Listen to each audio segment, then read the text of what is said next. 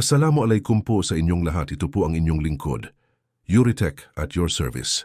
Meron po akong tanggap ditong iPhone 6s Plus na no power due to short component. At pasa o galing pa ito sa kapwa kong technician.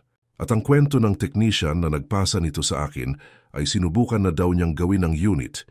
Pero sa kabila ng kanyang pagpupursigi ay bigo siyang magawa ang telepono. Kaya bago pa daw matuluyan ay mas minabuti ng kapwa nating technician na ipagawa na lang sa inyong lingkod. Dumating sa akin ang iPhone na nakalas na ang ibang parts kaya bago ko diniagnose ang motherboard ay nag-SOP check muna ako para i-confirm ang concern ng technician. Gamit ang DC power supply ay nag-inject ako ng 4 volts sa first terminal ng motherboard, which is the battery terminal. At kung makikita nyo po sa reading ng multimeter, ay from 4 volts ay bumababa to 1 volt ang reading. It only mean na may short nga ang motherboard.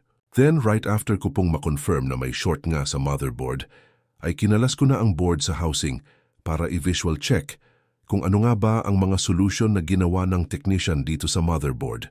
At para mas malinaw kong makita ang kabuuan ng motherboard, ay ginamitan ko ng microscope ang aking pag-visual check. At kitang-kita po natin na may mga ginalaw na silang mga piyesa at meron na rin silang mga tinanggal. Ginalaw na rin nila ang mga inductor malapit sa battery terminal at tinanggal na rin nila ang mga capacitor malapit sa Wi-Fi IC. Buti na lang at hindi nila ginalaw ang MOSFET IC dahil kung nagkataon ay dagdag trabaho pa ito sa akin.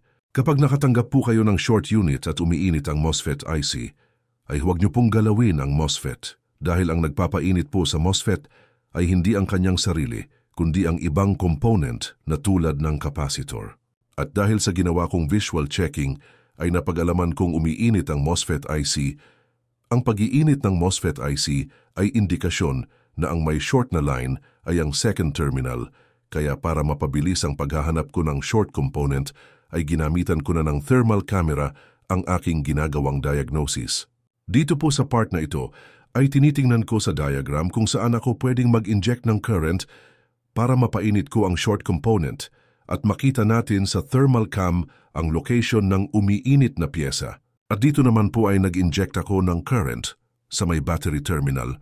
At kung mapapansin nyo po na wala po tayong nakikitang overheat maliban sa mismong nadidikitan ng ating probe.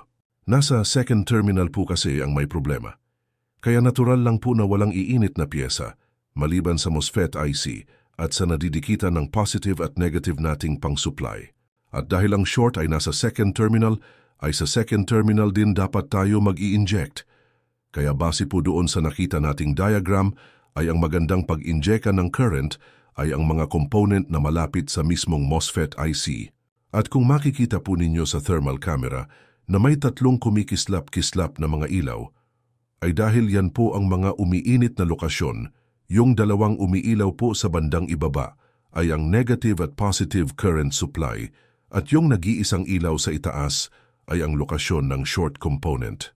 At kung titingnan po natin sa camera view ng thermal camera, ay ang lokasyon po ng umiinit na component ay nasa tabi po ng Wi-Fi IC. Ako'y nagtataka lamang po kung bakit hindi po nila nagawa itong unit.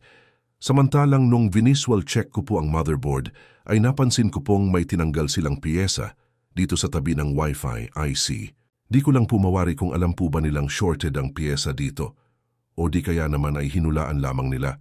But in fairness ay tama naman po yung solusyon nila pero sayang dahil hindi po nila natumbok yung piyesang may problema. Kung makikita po natin sa diagram na may dalawang capacitor po ang malapit sa Wi-Fi IC, ang C5284 at C5283 at ang natanggal po nilang capacitor ay ang C5283 pero ang tunay na may problema ay ang C5284. Napansin ko rin po na magulo or madumi yung ginawa nilang pagtatanggal sa mga kapasitor. Kaya siguro hindi nila napansin na hindi pa rin pala tuluyang natanggal yung kapasitor C5284. Ito'y isang halimbawa na napakahalaga ng pagiging malinis sa ganitong trabaho. Just imagine na tama naman po yung proseso nila pero bakit hindi pa nila nagawa? At ang sagot po ay dahil sa hindi malinis nilang pagtatrabaho. Hindi ko po ito sinasabi upang sila ay kutyain, bagkus po ay gusto ko pong ipaalam sa kanila ang maling kaugalian nila sa kanilang serbisyo. Nakakapanghinayang lang sa side nila dahil kita na sana nila lahat, pero dahil naipasa pa nila sa akin, ay nahatian ko pa sila. It's good for me kasi kumita ako, pero sana magsilbi itong lesson hindi lang sa kanila, kundi pati sa ating lahat.